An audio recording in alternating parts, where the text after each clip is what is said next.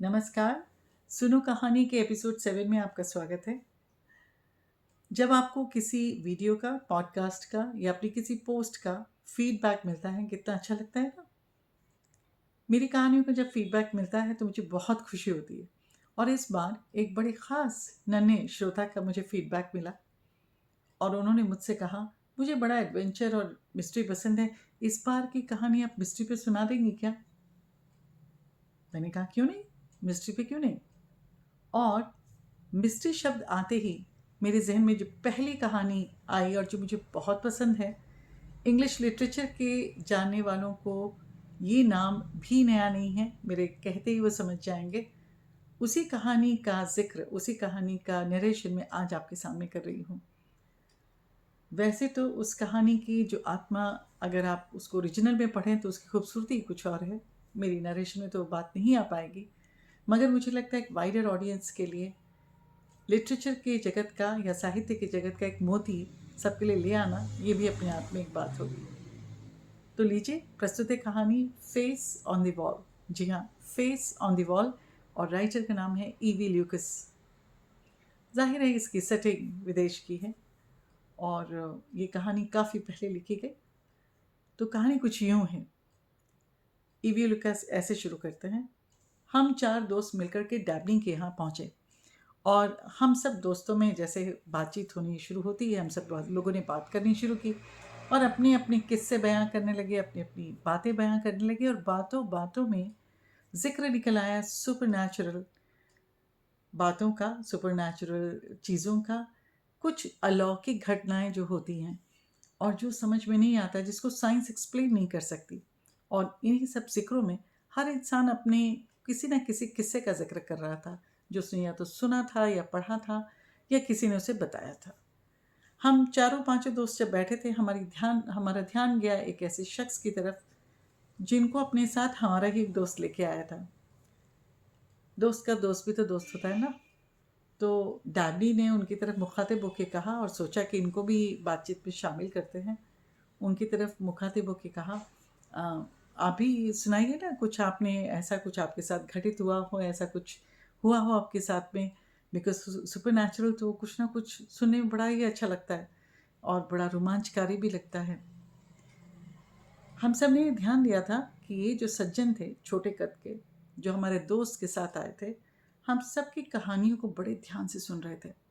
जहाँ हम सब बातें कर रहे थे या कुछ न कुछ कमेंट पास कर रहे थे, ये सज्जन बिल्कुल चुपचाप थे, इन्होंने कोई भी बात नहीं की थी।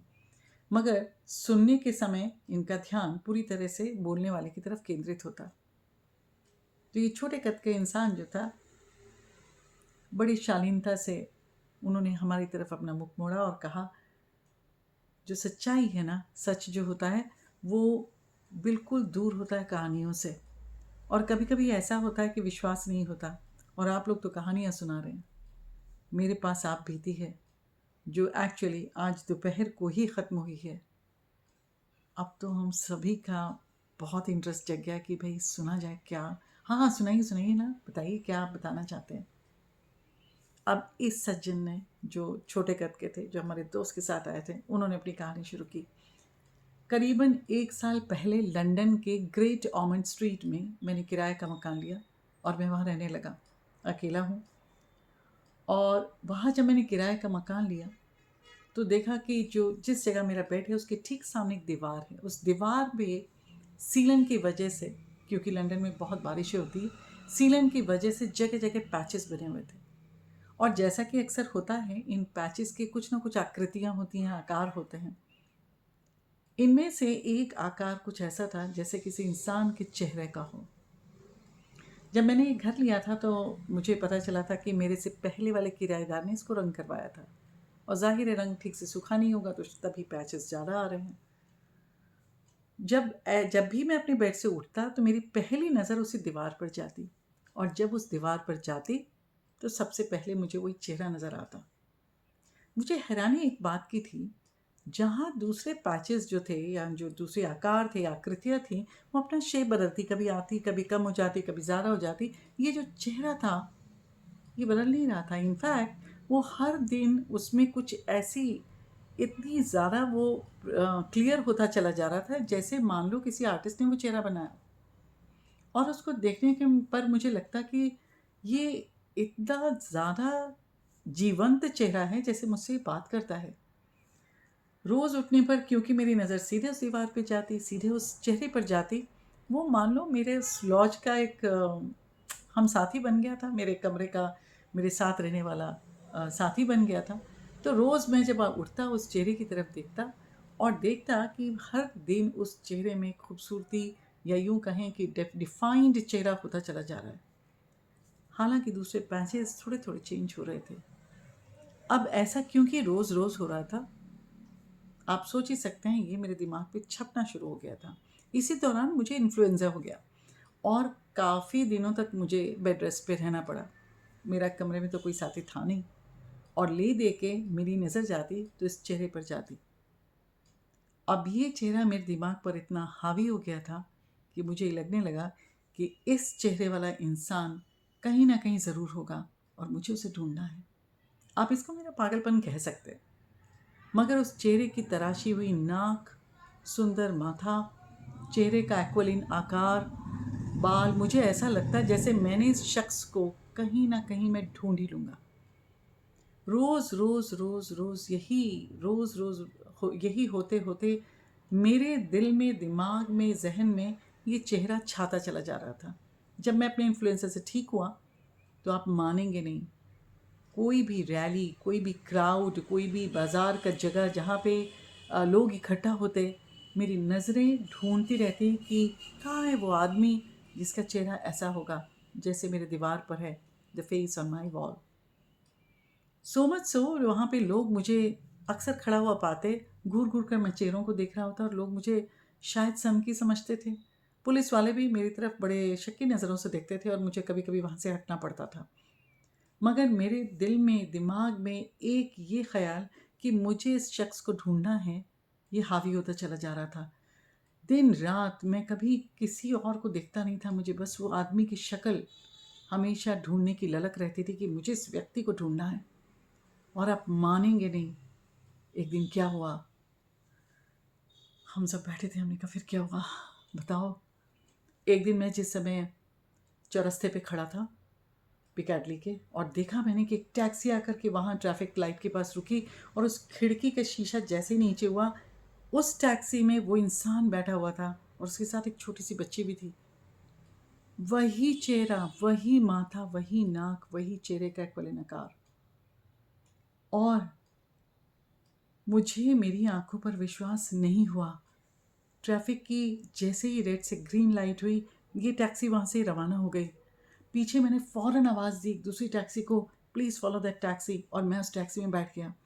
उनका पीछा करने पर पहुँच गया मैं प्लेटफ़ॉर्म पर और पता चला कि वो फ्रांस की तरफ जा रहे थे और वो अकेले नहीं थे, उनके साथ 2 महिलाएँ और एक छोटी-सी बच्ची भी थी। शायद उनके और भी लोग या दोस्त मित्र साथ में थे।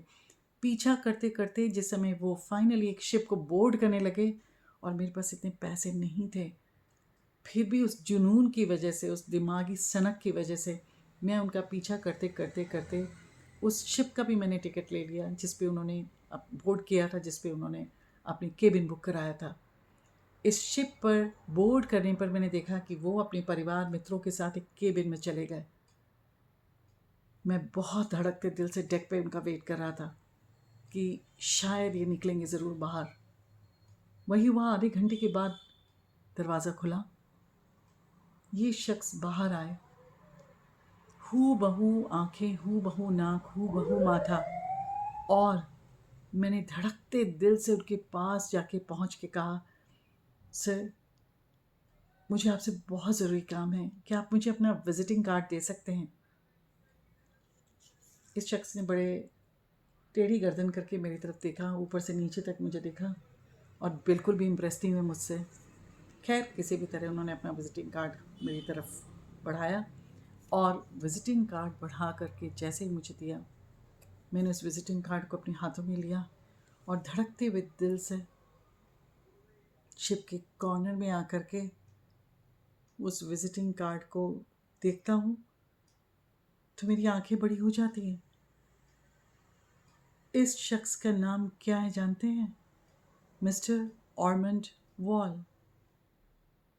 आपने ठीक सुना, मिस्टर ऑर्मंड वॉल। मुझे काटा तो खून नहीं। ग्रेट ऑर्मंड स्ट्रीट पर मेरा घर है। ग्रेट ऑर्मंड स्ट्रीट के घर में जो वॉल है उस पे एक शक्ल है। उस शक्ल का शख्स मेरी आंखों के सामने खड़ा है और उस शख्स का नाम मिस्टर ऑर्मंड वॉल। मेरा सिर चकराने लगा, आंखों के आगे अंधेरा आ गया। मुझे नहीं पता, शायद मैं बेहोश हो गया। आंखें खुली हुई तो मैंने अपने आप को अस्पताल में पाया। कुछ हफ्तों के बाद वहाँ से रिलीज़ हुआ, अपने घर को मैं वापस लौटा और जब मैंने फिर उस फेस को देखा, मेरे दिल में एक तसल्ली थी कि ढूंढ लिया है मैंने तुम्हें। पहुँचूंगा मैं तुम्हारे पास और इस रहस्य को कि तुम्हारी शक्ल मेरी दीवार पे कैसे है, इस रहस्य को मैं सुलझा के रहूँगा। अपने अंदर की कमज़ोरी बहुत थी, इसलिए अपने आप को ठीक करना था। और अभी कल रात की ही बात है कि मुझे पता चला कि ये जो सज्जन है मिस्टर ऑर्मंड वॉल, ये यूएसए के बड़े से मिलियनेयर हैं। जैसा कि मैं समझ ही गया था, पैसा, रुतबा, बहुत कुछ था उनके पास। रात को मैंने उस शक्ल को देखा दीवार पर और मैंने कहा ठीक है, पता तो मैं लगा के रहूँगा। और सुबह उठा तो मेरे कमरे में धूप, बहुत खिली खिली धूप बिखरी हुई थी। कुछ पैचेस कम हो गए थे। जब नज़र घुमाई तो देखता क्या हूँ कि ये फेस, ये तो धीमा हो रहा है, मध्यम हो रहा है। और तभी बड़ी ज़ोर से आवाज़ आई और मुझे पता चला कि मेरे दरवाजे पर न्यूज़पेपर फेंका गया है। जल्दी से जा कर के मैंने न्यूज़पेपर खोला और न्यूज़पेपर में लिखा था, mister ऑर्मंड wall the millionaire of USA meets with an accident. Italy में उनकी गाड़ी का एक्सीडेंट हो गया था और उन्हें काफ़ी चोटें आई थी। पढ़ते ही मेरी नज़र वॉल की तरफ गई, दीवार की तरफ गई और वो जो फेस मेरी आंखों के सामने हमेशा क्लियर रहता था, जैसे किसी आर्टिस्ट ने उकेरा हो, वो बहुत धूमिल पड़ता जा रहा था। और आज दोपहर जिस समय खबर आई, मिस्टर ऑर्मंड वॉल इज़ नो मोर, मैंने नज़र उठा के देखा, मेरी दीवार पे वो चेहरा गायब हो चुका था, जैसे कि वो वहाँ था ही नहीं, कभी वैसी आकृति थी ही नहीं। और मैं वहाँ से यहाँ आया हूँ। मेरे लिए बहुत बड़ी घटना है। शायद आपको बहुत सारी कहानियों में ये भी कहानी लगे, मगर हम जो बाकी चारों पांचों लोग थे, हमने कहा my God what a remarkable story. Not a story means incident. कितना कितना सही इंसिडेंट है। और हम आपस में एक दूसरे से इन सब के बारे में बात करने लगे। और वो छोटे कद का आदमी चुपचाप हमारी शक्लें देख रहा था और हम में से किसी एक ने कहा कि कितना एक्स्ट्रा ऑर्डिनरी है। तभी वो शख्स दोबारा बोला, आप सही कह रहे हैं, मेरी इस कहानी में या मेरे इस किस्से में 3 एक्स्ट्रा ऑर्डिनरी चीज़ें हैं। पहले तो देखिए ना, साइंस भी इसको एक्सप्लेन नहीं कर सकती। यूएसए का मिलियनेयर, उनकी शक्ल लंदन के ग्रेट ऑर्मंड स्ट्रीट के एक घर की दीवार पे आकृति की तरह दिखती है। आप इसके लिए क्या साइंटिफिक एक्सप्लेनेशन दे सकते हैं? दूसरी बात, उनका नाम भी वही है जो उस घर का पता है, ग्रेट ऑर्मंड स्ट्रीट, और उनका नाम है ऑर्मंड wall. Isn't that extra ordinary? बहुत अजीब सी है ज़िंदगी। खैर, उन्होंने उस कहते कहते दरवाजे की तरफ बढ़ना शुरू किया और जो मेरा दोस्त, हम लोग का दोस्त उनको लेके आया था, वो भी उसी तरफ चला।